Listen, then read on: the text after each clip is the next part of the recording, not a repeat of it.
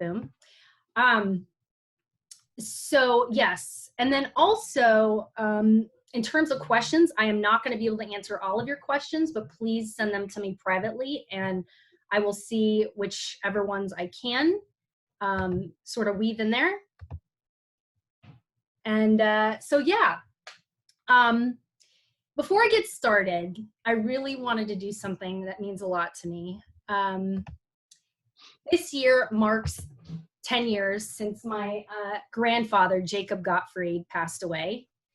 He was, if I had, you know, he was alive, I'd have him on this panel too.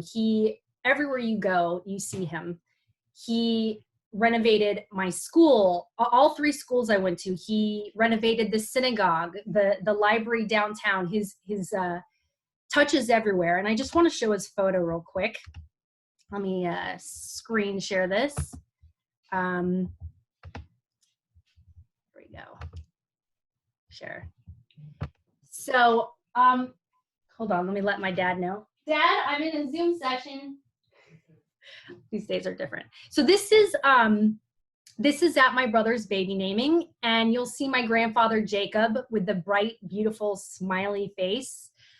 So he dedicated his life to creating meaningful spaces for people to come together and have their most important simchas, blessings.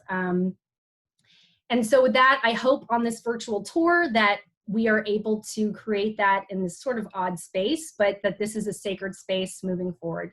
So with that said, you'll also see in this picture, Rabbi Birnholz, who was my childhood rabbi. And so with that said, we're going to make that transition. He is Rabbi Emeritus at Zedek. We have Rabbi Simon, who's on here, who is the current rabbi, but he was there, correct me if I'm wrong, for over 30 years. He retired, I think, 2018. But with that said, I'm going to stop sharing this, and I'm going to go ahead and turn it over to Rabbi Birnholz. I'm going to put it on speaker view. Oh, wait. Hold on. Speaker view. You are the speaker. That's EJ. So let's see here. All right. Well, maybe we won't do speaker view. Rabbi Birnholz, it is my honor and pleasure to turn it over to you. Thank you. Thanks, Leah. And it's my honor and pleasure to be part of this program and to do it with you. This virtual tour is a fantastic idea. And thank you so much for allowing us in your hometown to present the beauty of the Tampa Bay Jewish community. First of all, how proud all of us are of you and who you have become and what you represent. You're a true heroine to all of us, and we want you to know that. Tampa Bay is a fabulous place to live. We like to joke that we have winter both days. It's always sunny, it's always warm. And so it was a wonderful place for Jews to come to. Tampa's first Jews came in I believe Carl Zalanka, tell me if I'm right or wrong, somewhere the first Jew came around the 1850s or so. 1841. Okay, 1841. 1841. And a number of Jews came in during the Civil War, and they became merchants. And the merchant class of Jews has been a major part of Tampa's history all of this time. Not much happened in the 1870s, but in the 1880s, with the discovery of the phosphate mines, and in addition to that, the growing cigar industry coming up here from Key West. And in addition, in the 1890s, as Tampa was a disembarkation place for the United States military in the Spanish-American War, all of these became part and parcel of the draw for Jews to come to Tampa. Tampa's Jewish community has grown tremendously. Certainly in the 30 plus years that I've been here, I came in 1986. Just to give you an idea, around 1970, I think there were 5,800 Jews in Tampa. And today there are approximately 25,000, plus 25,000 more Jews across the bay in what is Panelists County. So we have a rapidly growing community. My congregation and Rabbi Simon's congregation, Schaarai Zedek, in, I would say, 1986 when I came, had 625 families, and today we are approaching 1,300. And our footprint has grown significantly along with the population growth. There is so much here in Tampa for people to enjoy, in addition to the sunshine. We have 27 synagogues, a very active Tampa Federation, 2 major beautiful JCC campuses, a Hillel Academy Day School, homes for the Jewish seniors, and in addition to all that, an activity program in all of the synagogues and the JCC that is comparable or better to what you would find just about anywhere else in this country. What's very, very special is the fact that so many of our young people have come back to live here and to raise their families here. And it's because of the warmth of the community. Our Jewish community in Tampa is much more Southern than Eastern, or like the 2 coasts, the West and the East Coast. I believe in our temperament, in our temporal of life, all of these different ways. I feel that we're much more Southern. And so to ask you in Hebrew, Ma shlomchem haverim akol beseder, how are you doing? Gives you a sense of our Southern Jewish heritage here on the West Coast of Florida. I know you're going to enjoy the rest of this tour. Thanks to all of you for coming on as well. And for those who are watching, come visit us, y'all. Yay, thank you, Rabbi. Sure. So there was a fabulous documentary made, Seders and Cigars, by Barbara Rosenthal. She's not able to join us today, but I wanted to open up with trailer of it. So let's go ahead and start there, and then we will turn it over to EJ Salcines. But let's go ahead and start with that. Share. Seders and Cigars.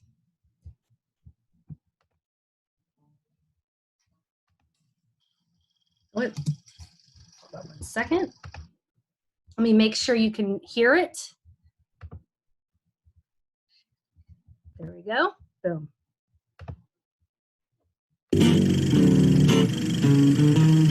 Good.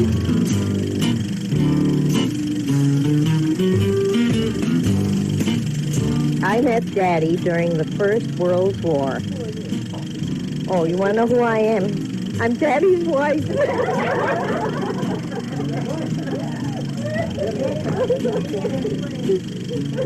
This is Fanny Stabinsky Mark. Is that better? Simon was born in Romania. When he was 15 years old, he left Romania for America. I think I asked him to marry me. He told me he was going to Florida, and we decided to get married, and I came to Florida.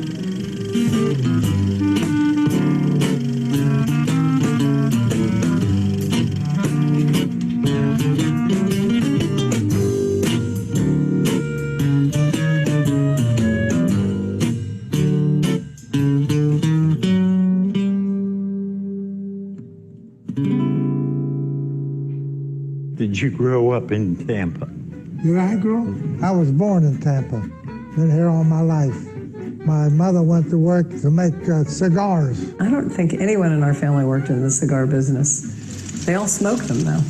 Tampa's strength is that we are not a typical southern white bread town. And Ybor City was a very diverse place because you had cigar people from Cuba, from Sicily. You had Jewish people, you had people from Georgia, all working together in the cigar industry. And the shops along 7th Avenue, Ybor City's main drag, were primarily Jewish merchants. They said that you could get a minyan together within a block of Ybor City. The Salcines and the Simovitz family go back probably to about January of 1919. My mother was a frequent visitor to Olga Simovitz because she was saying, what ingredients do I use to do the yellow rice and chicken? What ingredients do you use to make the Spanish bean soup? And of course, we were introduced to Jewish foods through the Simovitz. Considering I didn't come here at age 18 speaking no English with about $2 in my pocket, how the hell could you do that? I asked him one time, my grandfather, how he got the courage to come here at 18 with $2 in his pocket. And he said, it wasn't courage. Don't mistake courage with necessity. If I would have stayed in Romania, I would have been dead. You come to Tampa, this Jewish group was so small, there wasn't nearly much of the anti-Semitism you may have experienced at these other areas. I'm sure there was some. If we'd ever go to the beach, there would be signs up, no Jews allowed. But that was before I was born. I don't remember that. Really? No, it was after. My brother, he was president of the student body at Plant.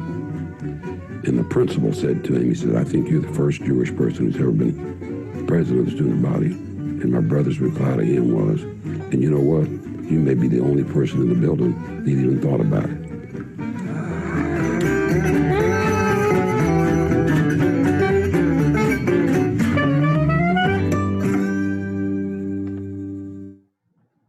Okay. I just thought it was such a cool film, and I wanted to give you some imagery as we enter Tampa. So one of the people in the film, Judge EJ Salcines, is someone who many have great respect for. He's known as one of the greatest historians in Tampa, of Tampa history.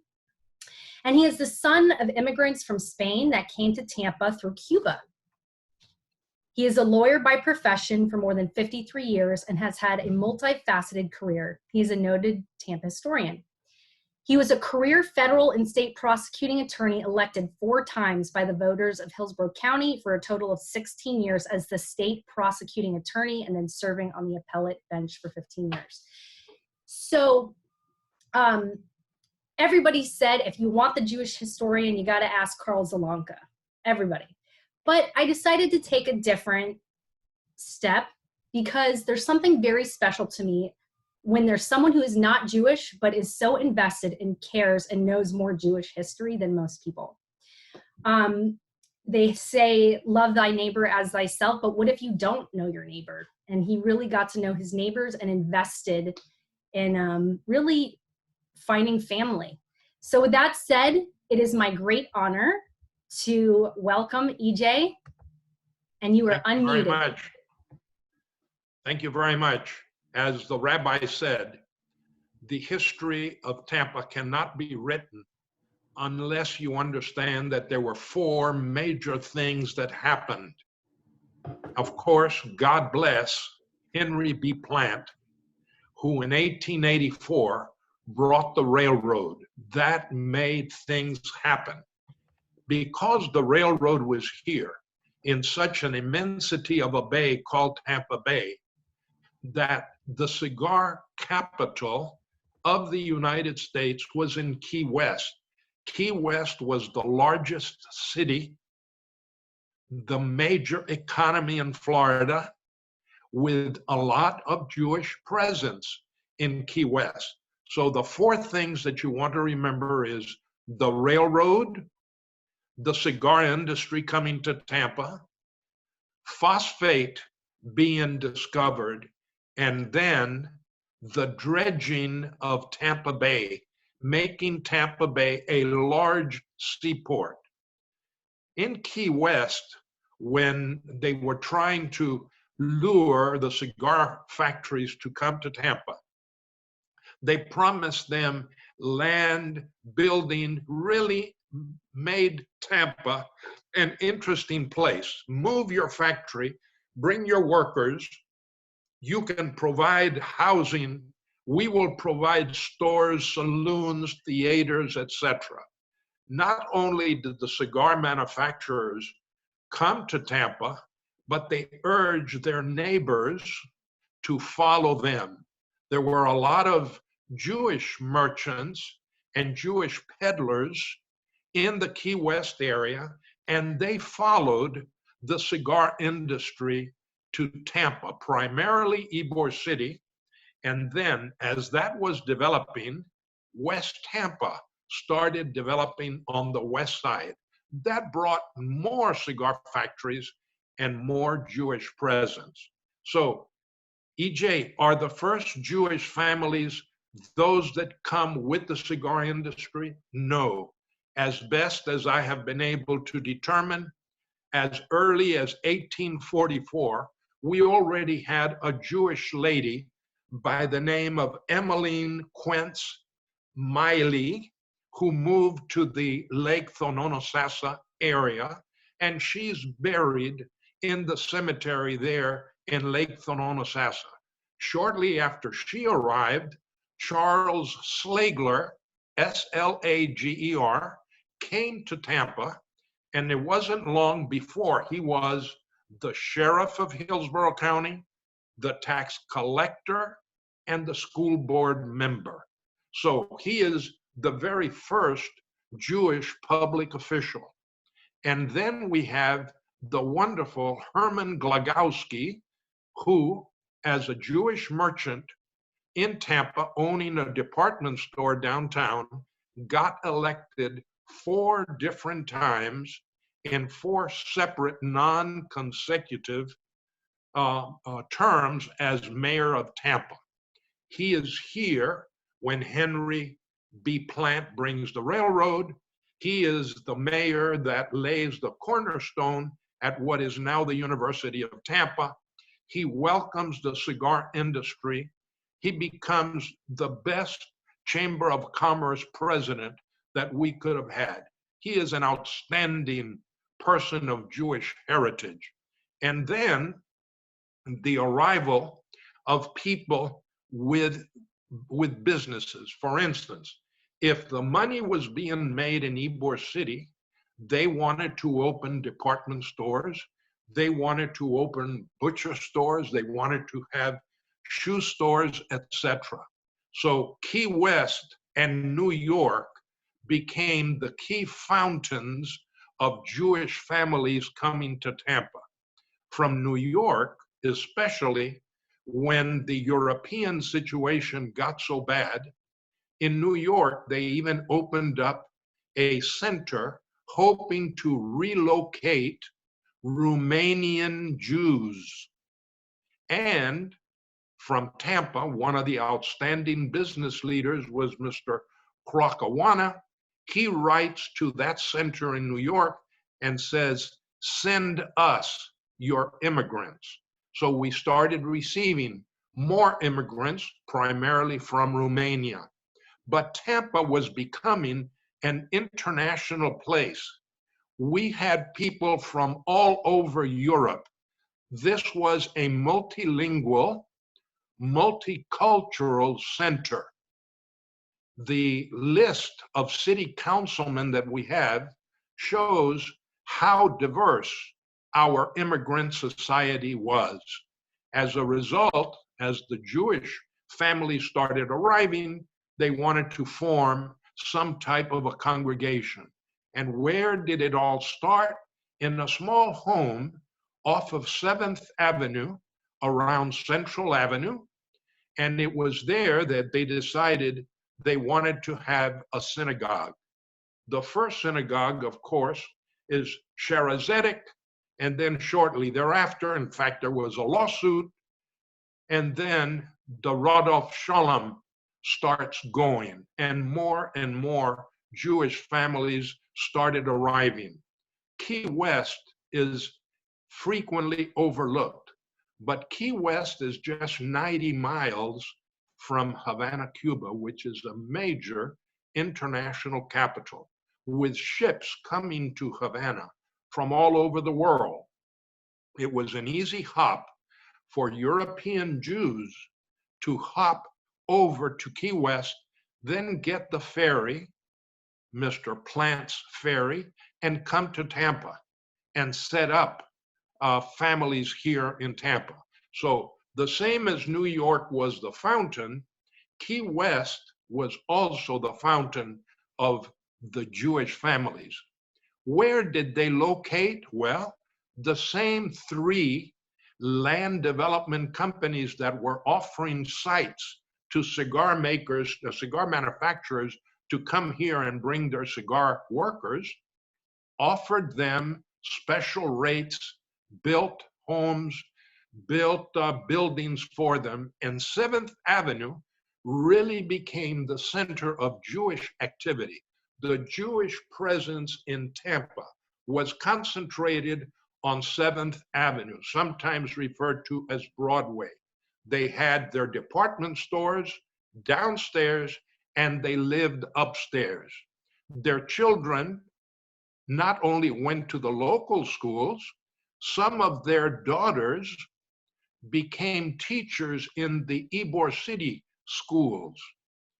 The Jewish families, yes, they were either German or Lithuanian, or they were from Romania, and they learned how to speak Spanish. So it was a multilingual environment. After all, the money was in the cigar factories, and they were spending the money in the Jewish department stores. So we go into different periods. The first period is before the arrival of the railroad, when the railroad and the ships owned by Mr. Plant started operating, and then we go into the 20th century and further growth of the Jewish community. They were involved in politics. There was Jewish political power because we had Jews representing the West Tampa and Ybor City, like Manuel Katz in West Tampa, and others in City Council of Tampa. As you know, with time, we had Sandy Friedman as the first woman of Jewish heritage. And today we have a number of city councilmen that have served or immediate past served as city council. So the Jewish community has not only been a leading example of community life through their businesses, but through political activity. The history of Tampa cannot be written without dedicating a good number of pages to the Hebrew presence of Tampa. Per your request, you're at 10 minutes. Have you concluded? Yes, ma'am. I thought you were giving me the sign to finish, but I can tell you that all you have to do is look at the list of businesses in West Tampa and in Ybor City, and it is the who's who of the different shuls that we had in Tampa. Thank you so much. You are wonderful. So with that said, EJ, as you heard him mention the cigar industry quite a few times, because that's what defines Tampa in many ways. It built up our city. So from now, I'm going to turn it over. Well, first I'm going to share a quick 2-minute video. We're going to go to the cigar industry. We're going to hear from Eric Newman, who his family owns one of the oldest cigar companies in the United States. I just want to mention, I'm really excited. I'm a fan of cigars. I got a brick house, Eric. I'm going to enjoy it later. So with that said, I'm going to share about half of the video that his family put together, and then we'll turn it over to Eric. So 1 second, let me just. Okay.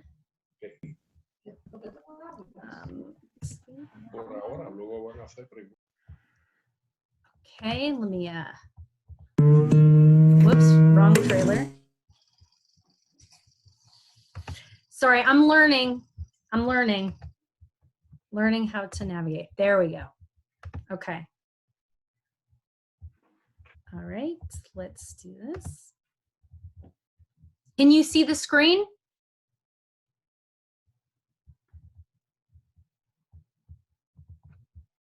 Okay.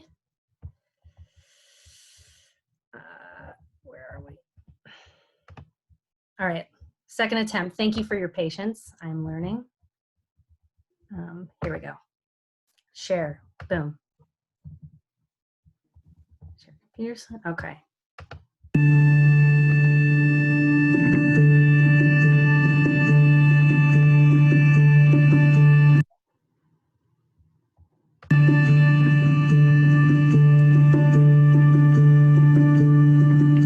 In 1895, Julius Caesar Newman started a company with $50 for tobacco, a handmade cigar table, and one order from the family grocer.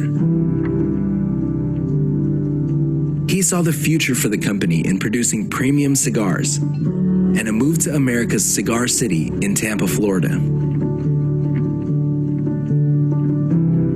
What started as humble beginnings is now America's oldest family-owned cigar manufacturer, a staple of the historic Ybor City, where so many cigar companies established their roots.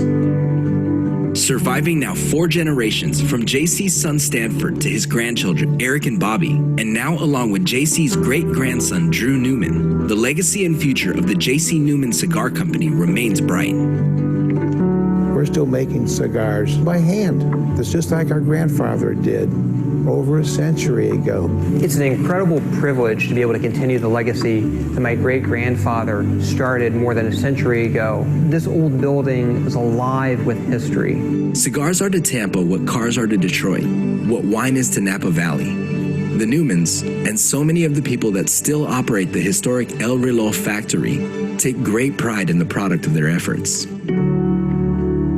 I think we set the standard for successful family-run businesses, maybe not only in the cigar industry, but in small businesses overall. We've got a great reputation in the marketplace, not only in the United States, but around the world. We've always been about value. We think our products are the best value on the market.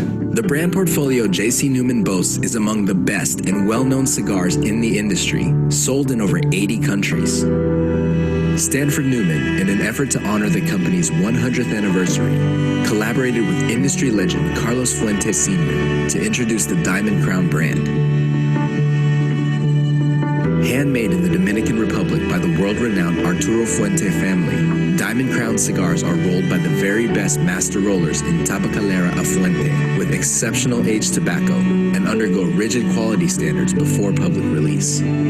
When you buy one of our cigars, you're buying our family legacy, a legacy that we personally stand behind. It's that tradition that has really lasted and allowed us to withstand the test of time.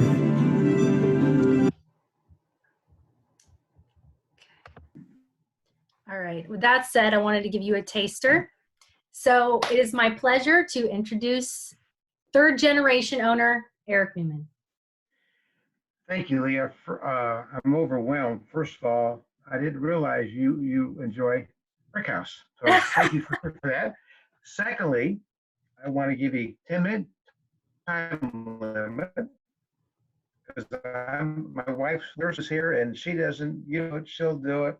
And again, it was great.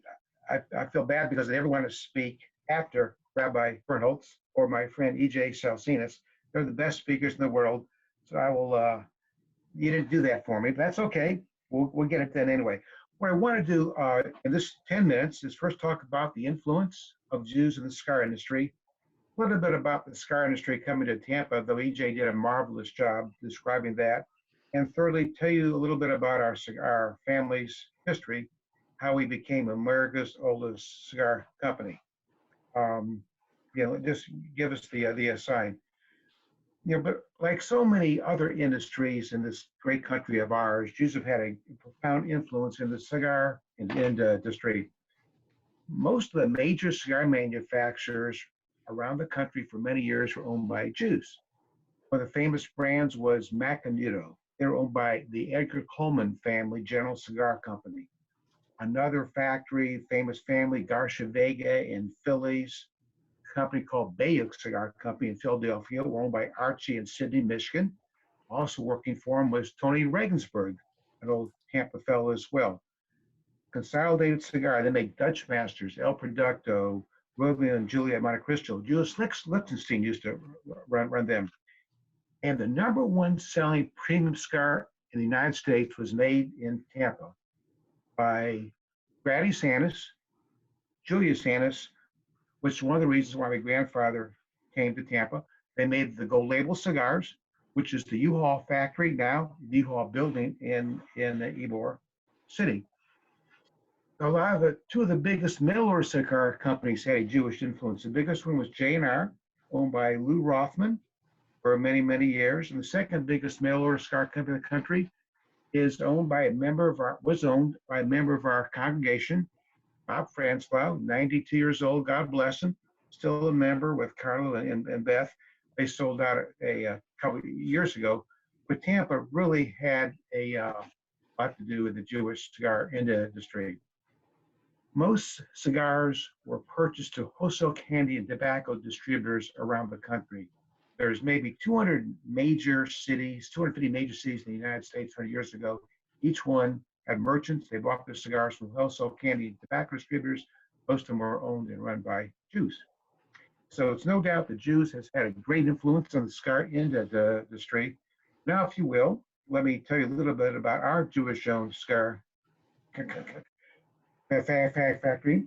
My grandfather, this is our 125th year in business. Same year, congratulations to Congregation Schaarai Zedek is also celebrating its 125th year. Like so many people, my grandfather was an immigrant, born in Austria-Hungary in 1875. In 1888, he and his family decided to leave Austria-Hungary and come to America in search of the American dream. Jews couldn't own land. They were being drafted by the emperor in Austria. And it was a great time to get out of Austria-Hungary then. So there was a big Hungarian district in Cleveland. So my grandfather came over in 1888 with his 4 brothers and his 2 sisters to Cleveland, in a Hungarian district, Hungarian neighborhood. Grandfather couldn't speak English, 13 years old, had to get a job. His brothers became tailors. That's what immigrants did. They made clothes. My grandfather didn't want to make clothes, so his mother paid a cigar maker $3 a month to teach his son how to make cigars. He became a great cigar apprentice in 1890. Laid off in 1893, big recession in Cleveland, sitting around home one day. And his mother, Hannah, had the pants of the family. She had the money, but my grandfather's father taught the Talmud in Austria-Hungary. That was his job, which I don't think he worked, but he taught the Talmud around Hungary back in the 1880s. So they come over to they're in Cleveland. My grandfather is sitting around home, 20 years old one day, laid off. His mother would go to the grocery store every day because women didn't have refrigeration. She tells the grocer, I buy cigars, I buy all my groceries from you every day. How about God buying cigars for my son? So he comes home with an order for 500 cigars. My grandfather has to borrow $50 from who else but his mother, bought 2 bales of tobacco, found some old boards, converted the family barn into a one-man cigar factory. My grandfather was a great talker, better than me. He got an order for 2,500 cigars from Cleveland's local bar, saloon. He got an order for 10,000 cigars from Cleveland's wholesale grocery. He got so many orders, he could make them all himself, so he got some of his other buddies to come work for him. In May of 1895, life was great. 20 years old, out of business, operating a family barn. In fact, it was 125 years ago this month when my grandfather started his business in the family barn. Life was great. Winter comes, the barn's not heated. So he moves his whole operation, his 5 rollers, into the family basement. And after about 2 weeks, his mother discovered that her fruits and vegetables start tasting like tobacco. She kicks him out of the house and set up a storefront in downtown Cleveland. And by 1905, had the biggest factory in Cleveland. Couldn't make enough cigars. Business was good. In 1915, the president of the Chamber of Commerce in Marion, Ohio, come see my grandfather. His name was Warren Harding. He said, build a factory in Marion, we'll give you the land. So he moved the factory, opened up a factory in Marion, and life was good. World War I comes. Out of 125 years in business, 100 of those years have been one challenge after another. Before World War I, nobody smoked cigarettes. Cigars was a tobacco of choice. All of our soldiers went to Germany. R.J. Reynolds sent a bunch of cigarettes to American Red Cross sent them to our soldiers over in Germany. All of our cigar smokers became cigarette smokers when they come back. That was a tough time. During the Great Depression, when General Motors plant was closed for 2 years, my grandfather ran 2 shifts making 2 cent cigars. Didn't make any money, like get people employed. It was a tough time. We've had 2 cigar booms in our lifetime. The 90s was great, but our first cigar boom was during World War II. Uncle Sam bought 35% of every cigar manufacturer's production to send to our troops overseas. So we thought. The life was great. Can you imagine making a widget and all of a sudden the government buys 35% of your widget? So, but unfortunately, after the war, the government wanted to return them all, so they never sent them over there. And my grandfather was fit to be tied. He didn't want to take them back. We had to take them back. Anyway, my grandfather was a little guy, little cigar manufacturer in the early 50s. Why did we come to Tampa? Because the big cigar companies there was 5 big cigar companies around in the United States, all growing their own tobacco. The big guys grew their own tobacco, maybe it cost them $3 a pound. They offer the farmers $6 a pound for a little bit of their needs that they can average down themselves. They force people like my grandfather to pay this fictitiously high price of $6 a pound. My grandfather said, we can't stay in the business. If we're going to stay in the cigar business, we have to find a niche in the cigar business where big guys aren't in. And the big guys, big companies were in their mass market business. So my grandfather used to come to Tampa, on his way to Miami, used to become friends with another cigar manufacturer named Julius Annis. Bunny Annis made gold label cigars. Always would visit with him and said, why don't you come to Tampa? So grandfather decided to get in the premium cigar business. And in the early 50s, there's only one section in the United States making premium cigars. That was Tampa, Florida. So at the age of 78, he moved to Tampa and opened up a factory on 16th Street on Columbus Drive. My mother hated it. My mother, a Cleveland girl, the first thing she saw was heat, humidity, sand spurs, these big roaches, cucaracha, whatever. But anyway, my grandfather said, we're staying in Tampa, and life was good. Tampa, one time, they had 150 cigar companies at its heyday. By the time we moved to Tampa, it was down to 10 big family-owned companies, all making Cuban cigars. And they were doing Cuban filler, Cuban binder, Cuban wrap.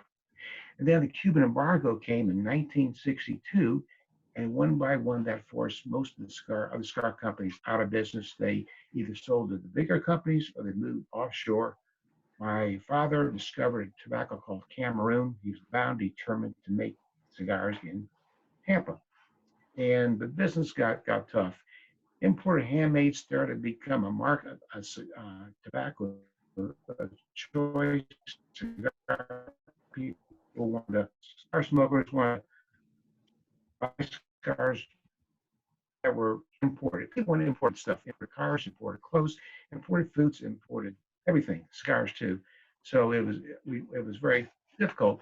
Plus, cigars were coming into this country, handmade, imported for less money than we can make by machine in our factory in Tampa. Labor was so much cheaper. So that was tough. That was really tough. But we formed a partnership with the Carlos Fuente factory family in 1986.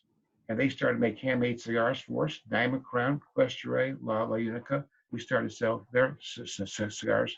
But also in 86, we had another challenge that came at us.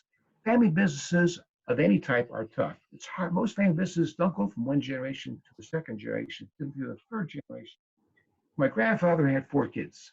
My father ran manufacturing, my uncle ran the sales, and the sisters collected dividends when there were dividends, which wasn't very often. And by the time the third generation came up, we had 14 relatives in the business, new generation of Newmans. At the time, we needed more and more from the business. The family was able to yield less and less. So it was decided that if we're going to stay in business in the 86, that one part of the family had to buy out the other. So we had this leverage buyout. The other side of the family got the money.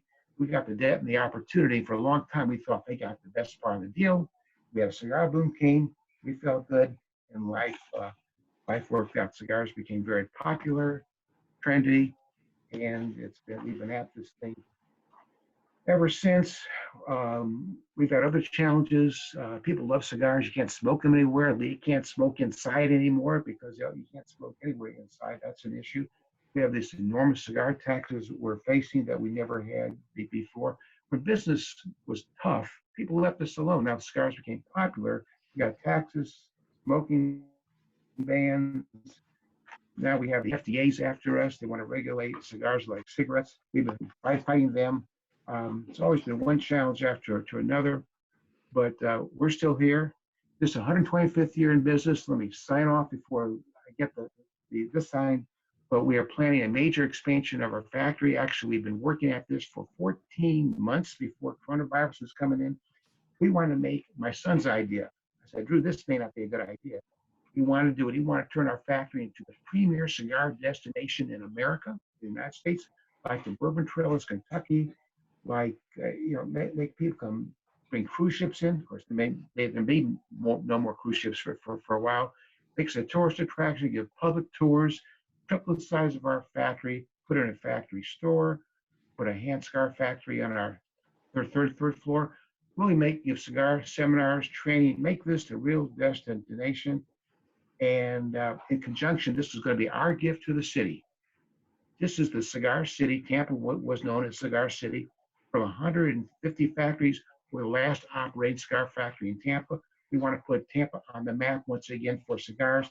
Our gift to the city, and we plan to finish the construction in about 6 weeks. We can't really open our doors. We can't open before Busch Gardens or Disney World. We envision this coronavirus. This is my son's idea. And in closing, I'll tell what Drew said. I said, Drew, you can wait till your mother and I die and get your inheritance, or you get your inheritance now because it's going to cost a lot of money. I said, Dad, I want you, Mom around. Let's do it now. So we invite everybody in Tampa, Los Angeles, who's ever watching this, come visit the premier cigar destination when you begin in the world, when you can then travel.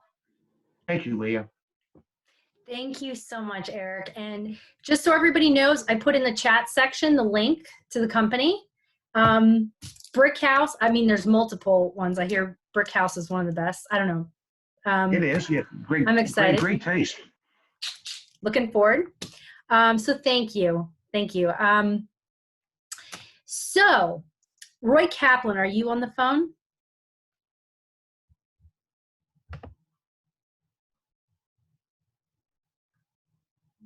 You there?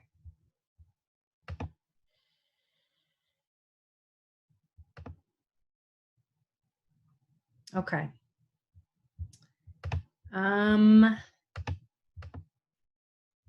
Well, I'm not sure where Roy is, but I had asked Roy to join the call because he is one of the pioneers, the trailblazers in this city, really combating anti-Semitism and all forms of hate and bigotry. And I'm just going to read his bio real quick. I don't think he's on here, and then I'll turn it over to Tammy to speak. But I just really want to honor him because, so let me share this story real quick and maybe he'll join. So when I was in middle school, there was this boy who all the girls liked. I even had a crush on him. And all of a sudden I'm looking over and he's drawing swastikas on the tables and all over his clothes. And I'm like, this is somebody who has influence. And it was really startling. So when I talked to my parents about it, they said Roy Kaplan is the person to go to. And so I reached out to him and he came to Wilson Middle School and he spoke. And we also brought in Sam Gross, who he has since passed away, but he was a Holocaust survivor, and most people had not met a Holocaust survivor before. And it was just such a powerful moment for me because I finally found out that when you see these things, there's something that you can do. You can speak out, and there's wonderful tools. So Tammy, I just want to ask you real quick, were you able to get a hold of him? Okay. Okay, so he's almost here. So another thing I'll share is that when I was in high school, I joined, it's called Camp Anytown, which he is responsible for having started through the National Conference of Christians and Jews. With that said, I'm going to go ahead, and it was another profound experience for me, where I realized that it helped to give me a voice as a young high school activist, and it was really my first time using my voice. So I'm going to read his bio. Hopefully he will show up. And I love this opening about him. Today, Dr. Roy Kaplan might be the most admired, most principled man in all of Tampa Bay. He has long been the balm many public and private organizations applied when the wounds of bigotry, prejudice, or discrimination infected their clients or employees. Until 2004, he directed the National Conference of Christians and Jews, which is now known as Community Tampa Bay, an organization devoted to ending all forms of discrimination. While serving in this role in 1991, he developed and founded Anytown, a youth leadership and diversity education program meant to dissolve discrimination in the community.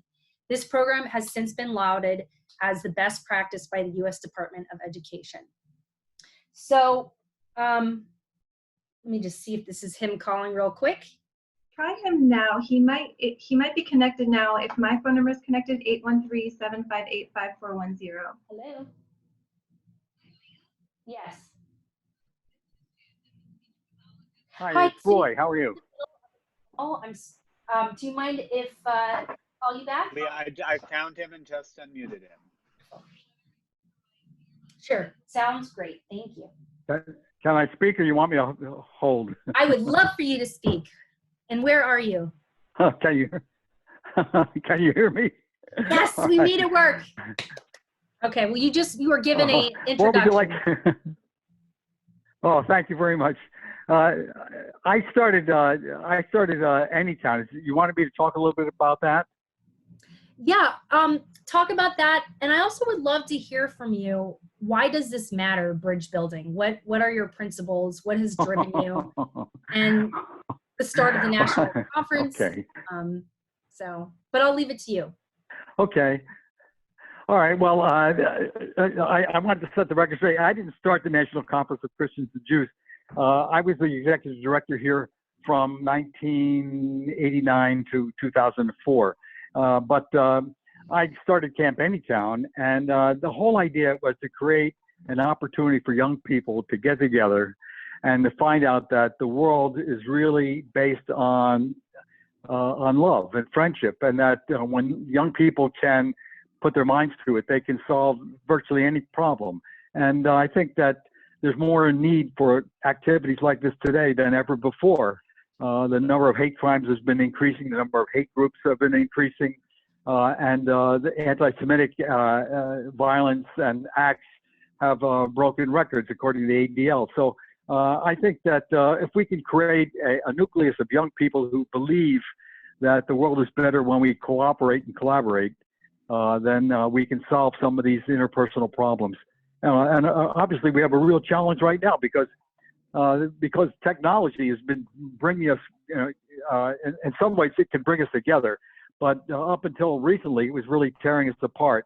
And you look at internet communications and some of these hate websites, and there are over 60,000 of them right now, and some very popular with my students at USF. The fact is that they really threaten to divide us, and I think it's the impersonality of everything. And so I'm really cautious about what's going on in society right now. I'm fearful that getting rid of handshakes and hugs and things like that will bring us, will tear us further apart than we already are. Wonderful. Well, thank you so much, Roy. And again, I really want to share that you did have a big impact on me growing up, and thank you for the continued work that you're doing. And it really is an honor to have you here. So thank you for saying yes when I reached out. I owe you one when I'm not technologically challenged. Like All good.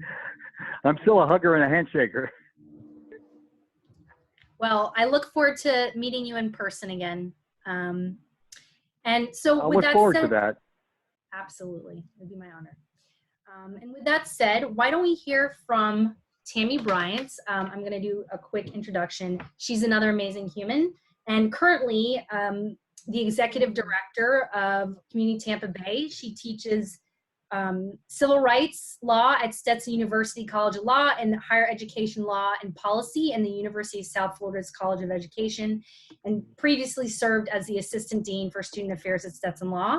I would love to welcome her and just share a little bit about this program that, oh, before she starts, I do want to share just one thing. This is my Camp Anytown photo. I just got to share this when I did the program. So if you can't see, I'm right here. No. Yeah. So, unmute.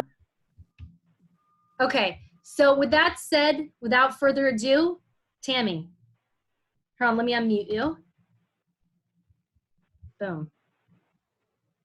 Well, hello everyone. Good afternoon. Wow, this has been an amazing program. Thank you so much, Leah, for putting this together and allowing me the opportunity to come and talk a little bit about the work that we do at Community Tampa Bay. And of course, I know that Camp Anytown particularly has such a strong place in your heart. With a crowd of, let's see, it looks like we're at 77 right now. I know we were at 81 at one point. It would be no surprise to me that someone else in this group has attended Anytown or has had a loved one attend Anytown, because we, as Roy Kaplan was the founder of Anytown here in the Tampa Bay area, we have existed since 1991. And so we're really working towards, and Mr. Newman, thinking about your comments, we are second generation Anytowners at this point, meaning that we are seeing people who are in some of our first classes, we're seeing their children coming through Anytown now, which is really, really special. So Community Tampa Bay is the umbrella organization that does oversee Camp Anytown, as well as other programming that I'll talk a little bit about. We are an anti-discrimination organization, and we focus our work around our mission of truly believing that we can create a society that is free of all forms of discrimination. And the way that we do our work is primarily through identity. And so we have 10 different identities that we primarily focus on. We train around those identities so that our students, which certainly could be high school students, but we also do work in middle school and elementary school, as well as adult learners, are thinking about their own identities, but also how to interact with people from other identities, and also thinking about intersectionality. So our 10 identities are race, faith, gender, sex, sexual orientation, age, nationality, ethnicity, ability, and class. So we spend a lot of time on each one of those individual identities, talking about the space that each of those identities is existing within our society, some of the specific hurdles and challenges that those identities have within our society, and then also talk about intersectionality, recognizing that none of us are just one of those identities, that many of us have multiple identities that contribute to who we are and then how we are impacting society. Camp Anytown, again, founded in 1991, is a primarily high school oriented program. It's a residential program, usually 5 days over the summer. We train 120 youth each summer, and we are able to go deeper into community building and trust building to really be able to create a space of transformative learning for our youth as they come into the camp every summer. Unfortunately, this summer we have had to postpone because of COVID-19. That is a challenge for us because our camp is such a key component of our programming. We are hoping that perhaps if the pandemic will lift, that we will be able to host Anytown in December. That's our current desire and focus. In the meantime, we're doing a lot of work online. We have virtual programming that we're able to utilize for community building and for a space of dialogue. We've seen that during this pandemic, that discrimination has not taken a break, right? That we know that discrimination is still happening, and unfortunately, because of components of the virus and response to the virus, we see that that there is a disparate impact to marginalized communities. So to be able to respond to that and to create a space for community, we have created virtual programming. And so that virtual programming looks a little bit different on each individual day. On Tuesdays and Thursdays, we have what we call creating space. We'll bring a person who has been impacted by COVID-19 or is responding to COVID-19 to come in and talk about the types of discrimination that they're seeing from their space. So for instance, we had an epidemiologist on a couple weeks ago who also is Indian, and she would talk about some of the kind of the home remedies that her family had been talking about, and then comparing kind of those cultural influences with her science background as an epidemiologist. So we have some really great conversations. Those are, again, on Tuesdays and Thursdays on Instagram Live. On Mondays and Wednesdays, we host a program called Hard Conversations. Those are around all sorts of identity. Those are staff members with Community Tampa Bay who are having a conversation and just modeling the way that you talk about difficult topics such as race or identity or faith or privilege or systems of oppression. We also have twice daily, Monday through Friday, virtual community circle. And that really is a space for day-to-day community building. The morning is singing songs. If Leah, you'll remember Songfest from Camp Anytown. And so we'll sing songs and we'll begin the day with a lot of high energy. And in the evening, we have more of a reflective space where we're able to talk about some of the challenges that we're feeling or the emotions that we're feeling with everything that's been taking place. So again, a place to build up community and to allow especially our young humans to be able to come together in a space that they feel safe, recognizing that due to the pandemic, unfortunately, some of them are in homes where they are not safe. So we create a safe environment for them via social media every single day, Monday through Friday. So that's a little bit of an overview of what we do. We do much, much more. We are in workplaces. We hold kind of more traditional diversity and inclusion and equity seminars for corporations who are interested in having us and doing that work in a little bit of a unique and kind of, I believe, special way, an Anytown magic kind of way. And we also have Anytown Advocacy Academy, where we take a group of Anytown camp graduates up to Tallahassee, and they have been trained to be able to have conversations with lawmakers to talk about different ways that laws are impacting people differently. And so with that, I think I have summarized the majority of our work. Again, I'm so grateful for the opportunity to be here and to be a listener and a learner, and to be able to share a little bit about Anytown as well as Community Tampa Bay. Thank you so much, Tammy. I put in the chat section the website to Community Tampa Bay. I highly suggest Shared Zedek. If interested, to check them out and maybe send some of your youth there. It's a game changer. So so with that said, we have one more speaker. Technically it's a couple, so two.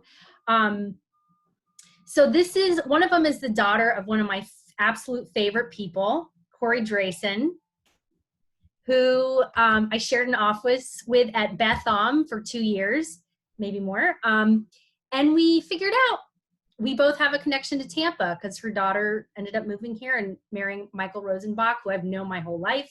Well, I'm older than him, but so anyhow, I wanted to conclude this with, let's talk about the future and learn about what young Jewish life looks like in Tampa. With that said, it is my pleasure to welcome Alanna and Michael. Hello. Hi, everyone. We are honored to be a part of this panel, and everyone that has spoken prior to us has done a phenomenal job. I am feeling so inspired. I will likely smoke a cigar after this as well. So before we get started though, Leah, this is phenomenal. I know we saw the number shoot up to 81. many kudos to be here, to look at everyone's faces and get this community together is huge. So thank you so much for doing that.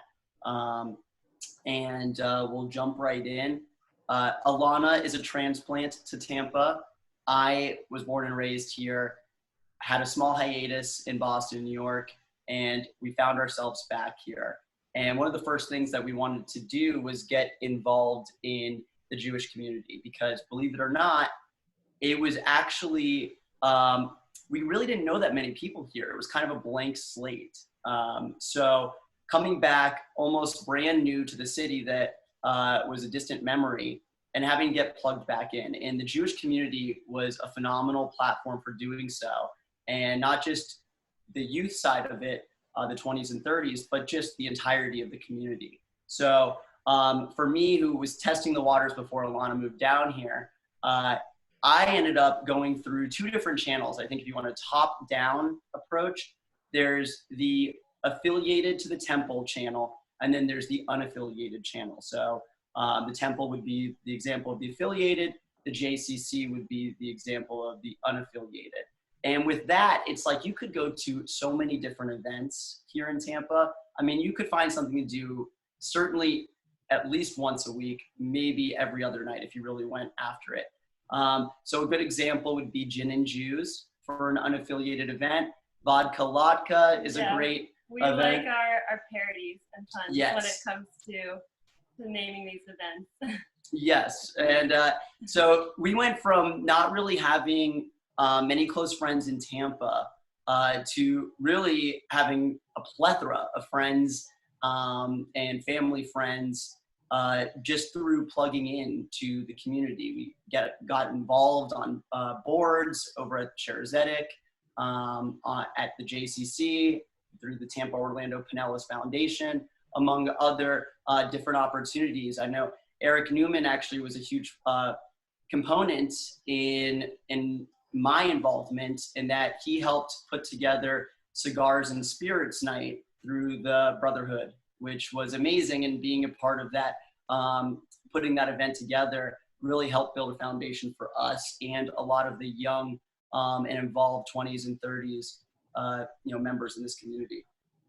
Yeah, and I feel like something that's very distinct about being young in Tampa is there's a lot of people who are coming here, maybe it's for work, just moving from all over the country. So us being involved at the temple and other Jewish organizations, that's a lot of times the first places new people will go, because it's like that saying in that old song, wherever you go, there's always someone Jewish. It's just that nice fallback, especially when you're moving to a new city. So Michael and I have met so many amazing people that have just moved to Tampa, are young professionals. A lot of them are on similar boats as us. Like we're, all just getting married, going to start to have families soon. So there's a lot of really good channels to both hang out like in social gatherings through the shul, but also something that we like to do at our house is throw parties. So this year was a bit of an exception, but we did like our first Zoom Seder. Every Rosh Hashanah we do, we call it brisket after dark. So Erev Rosh Hashanah, we invite all the 20s and 30s over to our house, do a barbecued brisket, and do bobbing for apples. So just kind of doing a new, fresh spin on what it's like to celebrate and make new traditions with some of our friends here who maybe their families are in other cities. Like we kind of take it upon ourselves to be that household that comes together, especially on holidays. And as far as the future for the young Jewish community here in Tampa, it's always important to kind of know where the hockey puck is going. And we're really fortunate, I'm not just saying this because he's on this call, but we're really fortunate to have amazing senior leadership from Rabbi Joel Simon. And he's always seeming to come up with events, even as we think, oh, one chapter is closed and we've just gotten married. What's the next chapter going to look like? Suddenly there's an invitation for a Zoom call for newly engaged and newly married couples here in Tampa to get together and discuss what being Married is all about and what it looks like as you lead into that chapter, as you just open that chapter up. So, which did not have an alcohol alliteration, by the way. So that was the first event that did it. So we are very fortunate for that, and Joel has a great eye on what the next pitch is. So thank you for that. Oh, one other event that we forgot was Shabark Shalom, and Shabark? I think our dog really appreciate that. Our dog is Shabark Shalom is another great one. There's our dog, who is many attendee of the Shabark Shalom. That is a first, and I will not forget that one. Shabark Shalom. I'd love to figure out one for a cat, because I'm a cat lady. So thank you to the both of you. It is a pleasure to see you, and I'm sure Corey is so proud of you. She absolutely should be. So with that said, this is Tampa. This is my home. Always will be. It's my heart. So thank you to everybody for showing up today. Tomorrow, we're going to Santa Fe. The title of that talk is Plague, Expulsion, Inquisition, A Short History of the B'nai Anuism, pardon me if I said that wrong, Hidden Jews of New Mexico, and we'll be hearing from Rabbi Min, and then Sonia Loya, who is a crypto Jew and social worker and activist. And so with that said, a huge thank you to all the panelists. Thank you for helping me so beautifully share our story, and much love to everybody. And so have a wonderful rest of your day. Leah, on behalf of everyone at Schaarai Zedek, thank you so much for including us. And I think everyone is welcome to join you in Santa Fe too, right? Absolutely. The whole trip, whatever. Friday, we're in Montana, Louisville. And the Check out the password website. stays the same all the way through. Password stays the same. Excellent. I think you might see some of our folks throughout your tour. Wonderful. Wonderful. Thanks, Leah. Thank you so much. Congratulations on making this so special for all of us. Thank you. With that said, enjoy the rest of your day, and we'll see you tomorrow. Thanks. 2 o'clock. Bye. Thank you again. Yes, 2 o'clock. California time. All right. Okay. Bye. Bye.